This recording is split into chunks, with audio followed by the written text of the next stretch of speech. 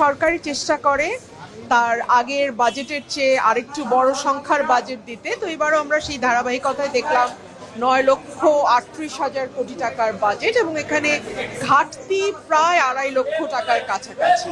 এখন এই ঘাটতিটা আসলে পূরণ হবে কি করে? একটা হচ্ছে মানে দেশের ভেতর থেকে ব্যাংক খাত থেকে ঋণ নিয়ে, আরেকটা হচ্ছে বৈদেশিক ঋণ বা অনুদান থেকে।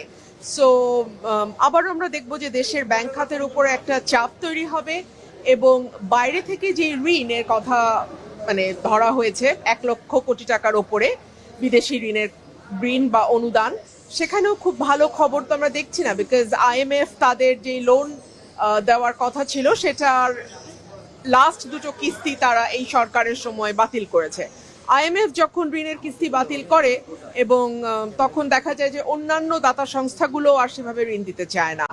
আর দুই হচ্ছে, আমার কাছে মনে হয়েছে রাজস্ব আহরণে যে লক্ষ্যমাত্রা ধরা হয়েছে সেটাকেও যথেষ্ট উচ্চাভিলাষী বলে মনে হয়েছে, বিকজ আমাদের ট্যাক্স জিডিপির যে রেশিও সেটা দক্ষিণ এশিয়ার মধ্যে বাংলাদেশের সবচেয়ে কম। সো সেই জায়গায় এত বেশি ট্যাক্স সরকার আহরণ করতে পারবে কিনা সেটাও একটা বড় প্রশ্ন। সো এই সকল কিছু মিলিয়ে বাজেটটি আসলে কতটুকু বাস্তবায়নযোগ্য সেটা একটা প্রশ্ন থাকে। তবে এই বাজেটে বেশ কিছু জায়গায় স্বস্তির ব্যাপার আছে। অনেকগুলো নিত্য প্রয়োজনীয় জিনিসের উপরে শুল্ক মাফ করা হয়েছে। সো সেই জিনিসগুলোর দাম কমবে বলে আমরা আশা রাখি। আপনারা জানেন যে আমাদের এই মুহূর্তে মুদ্রাস্ফীতি প্রায় 9.42% কাছাকাছি।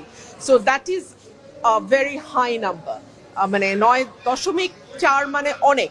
সো এই মূল্যস্ফীতিটা কি করে কমিয়ে আনা যায়, আশা করি সরকার সেই ব্যাপারে পদক্ষেপ নেবে। যদিও আমরা দেখতে পাচ্ছি যে বিদ্যুতের দাম বেড়েছে, তেলের দাম বেড়েছে, সো এই সব কিছুই কিন্তু মূল্যস্ফীতিতে ভূমিকা রাখে। তো দেখা যাক সরকার এই ব্যাপারে কি করে। আমার কাছে 3টা ক্ষেত্র খুব গুরুত্বপূর্ণ। একটা হচ্ছে শিক্ষা, 2 নম্বর স্বাস্থ্য, 3 নম্বর সামাজিক সুরক্ষা। এবং শিক্ষাতে এবার দেখলাম জিডিপির 2% বরাদ্দ এসছে, যদিও বলা হয় যে স্ট্যান্ডার্ড বরাদ্দ জিডিপির 5%। স্বাস্থ্যে এসছে জিডিপির 1% মাত্র, এটাও কিন্তু স্ট্যান্ডার্ডের অনেক নিচে। সো এই দুটো ক্ষেত্রে যথেষ্ট আশা থাকা সত্ত্বেও আমরা সেরকম আশা পূরণের জায়গা দেখিনি।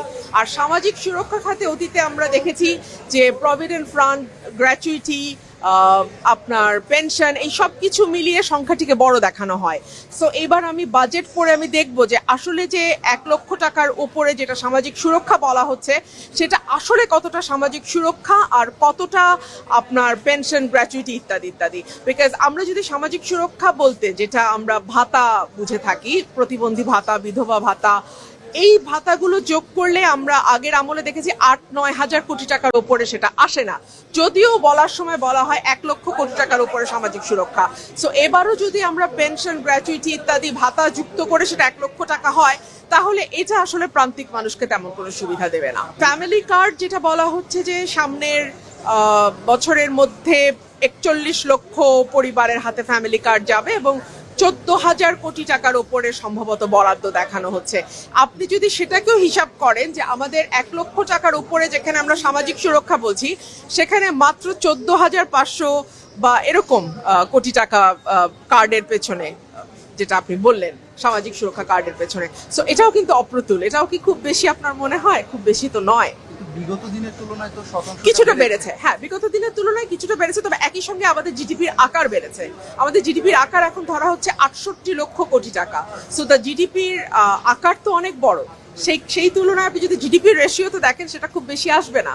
আমার কাছে এটা আকাঙ্ক্ষা মনে হয়েছে, বিকজ IMF এর কাছে বারবার ধর্ণা দিয়েও কিন্তু এই সরকার কোনো ঋণ অ্যালটমেন্ট পায়নি, কোনো ঋণ তাদের দেওয়া হয়নি।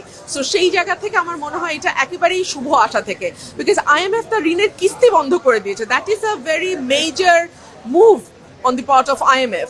সো সেই জায়গায় আমার কাছে মনে হয়েছে যে এটা একেবারেই শুভ আশা থেকে করা হয়েছে। এখানে হতে পারে, কিন্তু যেটা প্রবলেম হয় যে আমরা যদি চীন বা অন্য দেশের যে অনুদানের কথা, ঋণের কথা বলছি, সেখানে সুদের হারটা অনেক বেশি। IMF বা ওয়ার্ল্ড ব্যাংকের সুদের হার কিন্তু অনেক কম। সে কারণেই সরকারগুলো চেষ্টা করে IMF বা ওয়ার্ল্ড ব্যাংকের কাছে যেতে। আর IMF, ওয়ার্ল্ড ব্যাংক যখন ঋণ দেয় তখন কিন্তু অন্য দাতা সংস্থাগুলো ঋণ দেওয়ার জন্য অনেক বেশি আগ্রহী হয়। আমাদের বিনিয়োগের পরিবেশ ভালো না, সো আমার কাছে মনে হয় ঋণ নির্ভরতা কমিয়ে আমরা যদি বিনিয়োগ নির্ভরতার দিকে যেতে পারি তাহলে ভালো হয়।